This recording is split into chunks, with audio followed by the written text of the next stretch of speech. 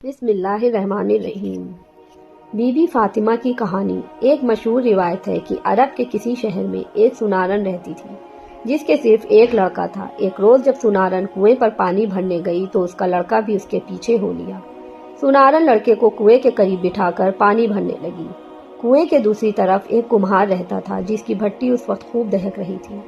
لڑکا کھیلتے کھیلتے اس طرف نکل گیا۔ سنارن جب پانی بھر چکی تو کنویں کے قریب لڑکے کو نہ پا کر خیال کیا کہ گھر چلا گیا ہوگا۔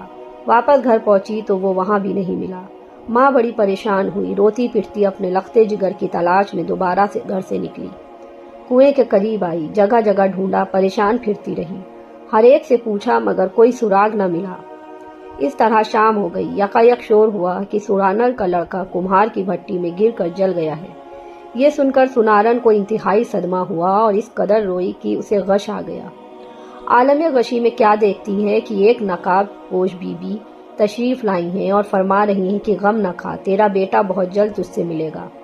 تو نیت کر لے کہ اگر میرا بیٹا کمہار کی بھٹی میں سے زندہ کھیلتا کودتا نکل آیا تو میں جناب سیدہ کی کہانی سنوں گی۔ سنارن نے فوراً عالم غشی میں ہی نیت کر کے منت مان لی۔ جب سنارن کی آنکھ کھلی تو واقعی سنارن نے دیکھا کہ لڑکا خدا کے فضل و کرم سے ہنستا کھیلتا زندہ سلامت چلا آ رہا ہے اور اس کے جسم پر آگ نے کوئی اثر نہیں کیا، یہاں تک کہ لباس بدن تک محفوظ رہا۔ اللہم صلی علی محمد وعلی آل محمد۔ سنارن بچے کو لے کر خوشی خوشی بازار گئی اور 2 پیسے کی شیرنی مول لی اور پڑوسیوں سے کہا کہ میری مراد پوری ہوئی ہے، میرے گھر چل کر جناب سیدہ کی کہانی مجھے سنا دو۔ 6-7 گھروں میں پھری لیکن ہر ایک نے یہی جواب دیا کہ نہ ہمیں کہانی یاد ہے اور نہ ہم کو اتنی فرصت ہے کہ ان فضول باتوں کی طرف توجہ دیں۔ سنارن مایوس ہو کر جنگل کی طرف چل دی۔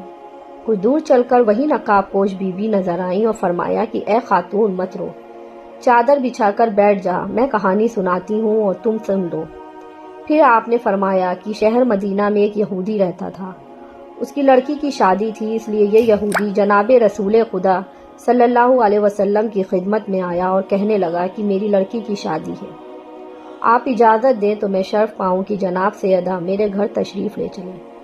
آپ نے فرمایا کہ اس کے لیے تم امیر علیہ السلام سے ذکر کرو، وہ اگر اجازت دے دیں تو تم فاطمہ کو لے جاؤ۔ یہ سن کر وہ حضرت علی علیہ السلام کی خدمت میں حاضر ہوا اور عرض کیا کہ آپ اجازت دیں تو جناب سیدہ میرے گھر تشریف لے چلیں۔ آپ نے فرمایا کہ اس امر کی مالک خود جناب سیدہ ہے۔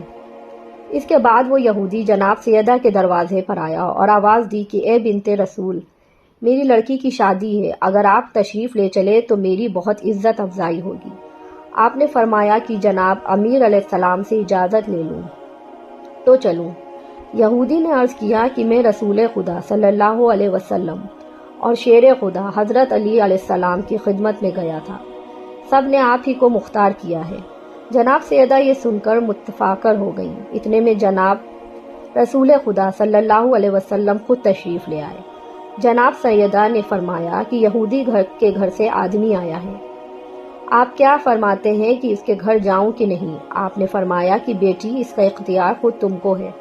جناب سیدہ نے پھر فرمایا کہ بابا جان آپ کی سخت توہین ہوگی کہ میرے پاس وہی پھٹے پرانے کپڑے ہیں جس میں جا بے جا پیبند لگے ہوئے۔ رسول خدا نے فرمایا کہ بیٹی اسی حالت میں جاؤ جو مرضی معبود۔ چنانچہ جناب سیدہ جانے کو تیار ہو گئیں۔ آپ نے دروازے تک نہ پہنچی تھی کہ حوریں جنت آسمان سے نازل ہوئیں اور جناب سیدہ کو زیورات اور بہترین لباس سے آراستہ کیا اور اپنا جلوس لے کر روانہ ہو گئیں۔ اس شان سے جناب سیدہ کی سواری یہودی کے گھر پہنچی۔ آپ یہودی کے مکان میں داخل ہوئیں، تمام مکان آپ کے نور سے روشن ہو گیا اور ایسی خوشبو پھیلی کہ دور دور تک محسوس ہونے لگی۔ یہ تجمل اور وقار دیکھ کر تمام یہودی عورتیں بے ہوش ہو گئیں۔ تھوڑی دیر بعد کو ہوش آیا مگر دلہن کو ہوش نہ آیا۔ لاکھ تدبیریں کی مگر سب بے سود ہوئیں۔ دیکھا گیا تو معلوم ہوا کہ دلہن فوت ہو چکی ہے۔ آنن فانن میں خانہ شادی ماتم کدہ بن گئی۔ جناب سیدہ کو یہ دیکھ کر بہت تشویش ہوئی اور آپ نے فرمایا کہ اطمینان رکھو، ابھی ہوش آ جاتا ہے۔ اس کے بعد آپ نے 2 رکعت نماز پڑھ کر دعا فرمائی اور کہا کہ اے میرے معبود، میں بنت رسول ہوں، صدیقہ نام رکھا ہے آپ نے بطول کا، جھوٹا نہ کیجیے مجھے، صدقہ رسول کا کہ اے میرے معبود برحق، میں آپ کے رسول کی بیٹی ہوں، میری عزت آپ کے ہاتھ میں ہے۔ تمام لوگ یہ کہیں گے کہ سیدہ کے آتے ہی دلہن ختم ہو گئی اور خانہ شادی خانہ غم میں بن گیا۔ کچھ دیر نہ گزری تھی کہ آپ کی دعا قبول ہوئی اور دلہن خانہ کلمہ شہادت پڑھتے ہوئے اٹھ بیٹھی، اللہم صلی علی محمد وعلی آل محمد، اور کہنے لگی کہ میں شہادت دیتی ہوں کہ خدا وحدت لا شریک ہے اور حضرت محمد مصطفیٰ صلی اللہ علیہ وسلم برحق ہیں اور آپ ان کی صاحبزادی ہیں۔ آپ مجھے مذہب اسلام کی تعلیم فرمائیں، اور اس طرح دلہن مسلمان ہو گئی۔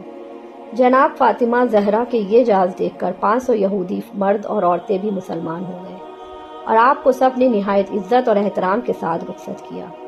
ایک عورت آپ کی کنیزی میں دی۔ آپ نے اپنے دولت خانے پر تشریف لا کر تمام ماجرا جناب رسول خدا علیہ السلام سے بیان کیا۔ رسالت مآب حضرت محمد صلی اللہ علیہ وسلم نے بھی خدا کا شکر ادا کیا۔ کہانی کا پہلا حصہ ختم ہوا۔ معظمہ نے دوسرا حصہ شروع کیا۔ سنارن نہایت دلچسپی سے قصہ سن رہی تھی۔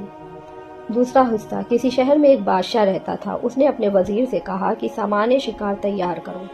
وزیر نے سامان شکار تیار کیا اور بادشاہ کو خبر دی۔ بادشاہ شکار کو چل دیا۔ صاحبزادی اور وزیردادی دونوں لڑکیاں بھی ساتھ تھیں۔ چلتے چلتے ایک جنگل میں پہنچی۔ خیمے نصب کیے گئے۔ لشکر والے تھکاوٹ دور کرنے کے لیے لیٹ دے۔ کچھ دیر نہ گزری تھی کہ اتنی زور سے آندھی چلی کہ سب لوگ اڑ گئے۔ شہزادی اور وزیرزادی ایک پہاڑ پر جا کر گری۔ آندھی بند ہونے کے بعد رفتہ رفتہ تمام لوگ جمع ہو گئے اور تمام لشکر لوٹ آیا، مگر لڑکیاں کا کوئی پتہ نہ چلا۔ بادشاہ اور وزیر نے بہت ڈھونڈا، مگر کہیں بھی لڑکیوں کا پتہ نہ ملا۔ سب مجبور ہو کر واپس آ گئے۔ اتفاقاً ان کے واپس جانے کے بعد کسی دوسرے ملک کا بادشاہ اسی جنگل میں شکار کھیلنے کے لیے آیا اور اپنے وزیر کو حکم دیا کہ پانی تلاش کر کے لائے۔ وزیر پانی کی تلاش میں اتفاقاً اسی پہاڑ پر پہنچ گیا جہاں دونوں لڑکیاں تھیں۔ یہ لڑکیاں اپنے والدین سے بچھڑ کر اتنا روئیں کہ دونوں کو غش آ گیا۔ عالم غشی میں ان لڑکیوں نے دیکھا کہ ایک نقاب پوش بیوی تشریف لائی ہیں اور فرما رہی ہیں کہ اے لڑکیوں، تم منت مان لو کہ جب تم والدین سے مل جاؤ گی تو جناب سیدہ کی کہانی سنو گی۔ ان لڑکیوں نے عالم غشی میں یہ منت مان لی۔ جب ہوش آیا تو ایک دوسرے نے اس واقعے کی تصدیق کی۔ اتنے میں وزیر پانی کی تلاش میں آیا اور دونوں لڑکیوں کو دیکھ کر بہت حیران ہوا۔ وزیر اور بادشاہ نے دونوں لڑکیوں کو ساتھ آنے کو کہا۔ چند روز لڑکیاں بادشاہ کے یہاں رہیں۔ پھر بادشاہ نے ان لڑکیوں کے والدین کو اطلاع دی۔ لڑکیوں کے والدین نے فوراً خط لکھ کر ان کو واپس بلوا لیا۔ اس دوسرے بادشاہ نے عرض کیا کہ آپ کی لڑکیاں حاضر ہیں، مگر کیا یہ اچھا ہو کہ بادشاہ کی لڑکی کی شادی اس کے بیٹے اور وزیر کی لڑکی کی شادی وزیر کے لڑکے سے ہو جائے؟ پہلے بادشاہ نے یہ بات منظور کر لی۔ دوسرے بادشاہ نے دونوں لڑکیوں کو رخصت کر دیا اور لڑکیاں اپنے والدین سے مل کر بہت خوش ہوئیں۔ دونوں لڑکیوں کی شادی ہو گئی اور دونوں لڑکیاں دلہن بن کر سسرال چلی گئیں۔ اتفاقاً ایک دلہن کا لوٹا جو جہیز میں ملا تھا وہیں رہ گیا۔ ایک سپاہی کو واپس روانہ کیا کہ لوٹا لے آئے۔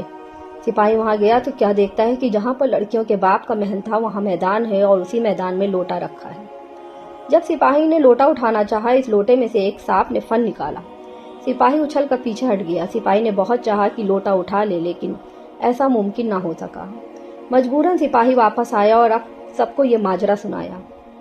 بادشاہ کو یہ سن کر بہت حیرت ہوئی اور یوں دلہنوں کے پاس آیا اور کہا کہ معلوم ہوتا ہے کہ تم دونوں جادوگر ہو۔ اس وقت میں تم کو قید کرتا ہوں اور صبح کو قتل کر دوں گا۔ جب دونوں لڑکیوں نے یہ سنا تو لپٹ کر خوب روئیں اور بے ہوش ہو گئیں۔ حالت غشی میں دیکھا کہ وہی نقاب پوش خاتون جو پہاڑ پر نظر آئی تھی پھر تشریف لائی ہیں اور فرمانے لگیں کہ اے لڑکیوں، تم نے منت مانی تھی کہ جب تم اپنے والدین سے ملو گی تو جناب سیدہ کی کہانی سنو گی۔ تم لوگوں نے کہانی نہیں سنی، یہ بدعہدی کی ہے، اسی وجہ سے یہ عذاب نازل ہوا۔ اب تم لوگ اسی قید خانے میں کہانی سن لو۔ لڑکیوں نے کہا کہ قید خانے میں ہمارے پاس پیسے کہاں ہیں؟ آپ نے فرمایا کہ تمہارے آنچل میں 2 پیسے بندھے ہیں۔ لڑکیاں جب ہوش میں آئیں تو کیا دیکھتی ہیں کہ واقعی ان کے آنچل میں 2 پیسے بندھے تھے۔ اب ان کو کسی تدبیر سے 2 پیسوں کی مٹھائی منگائی اور ایک لڑکی نے کہانی کہی اور دوسری نے سنی۔ صبح کو جب جلاد آیا ان لڑکیوں کو قتل کرنے کے لیے تو ان دونوں نے کہا کہ پہلے ہم بادشاہ سے ملنا چاہتے ہیں۔ جب بادشاہ ان کے پاس تشریف لایا تو ان دونوں نے اپنے ہنا آلودہ ہاتھ بند کر کے کہا کہ ایک آدمی ہمارے مکان پر بھیج دیجئے، پھر آپ کی مرضی جو ہوگی وہ کیجئے گا۔ بادشاہ نے منظور کیا اور ایک سپاہی کو روانہ کیا۔ سپاہی نے جا کر دیکھا تو حیران رہ گیا۔ وہاں سب کچھ موجود تھا، محل، تخت و تاج، سب کچھ سلامت تھا۔ بادشاہ لڑکیوں کے پاس گیا اور دریافت کیا کہ یہ کیا ماجرا ہے۔ لڑکیوں نے بادشاہ کو سب ماجرا بتایا۔ بادشاہ نے دل میں اس معجزے پہ یقین کیا اور فوراً حکم دیا کہ دونوں لڑکیوں کو باعزت اور احترام کے ساتھ رہا کیا جائے اور محل پہنچایا جائے۔ یہ کہانی سنارن سے کہہ کر جناب سیدہ روپوش ہو گئیں۔ سنارن جب اپنے گھر آئی تو کیا دیکھتی ہے کہ جن لوگوں نے کہانی سننے اور سنانے سے انکار کیا تھا اور مذاق اڑایا تھا، ان کے گھروں میں آگ لگ گئی ہے۔ جس طرح سنارن کی مراد پوری ہوئی ہے، اسی طرح اللہ تعالیٰ ہم سب کی بھی مرادیں پوری کرے، آمین۔ دوستو، آپ کو آج کی یہ پوسٹ کیسی لگی ہے؟ انشاءاللہ اگلی پوسٹ کے ساتھ جلد ہی حاضر ہوں گے۔ اگر آپ کو ہماری یہ پوسٹ اچھی لگی ہے تو ویڈیو کو لائک اور چینل کو سبسکرائب ضرور کیجیے گا، جس سے ہم آپ کے لیے مزید ویڈیو لے کے آ سکیں۔ اللہ حافظ۔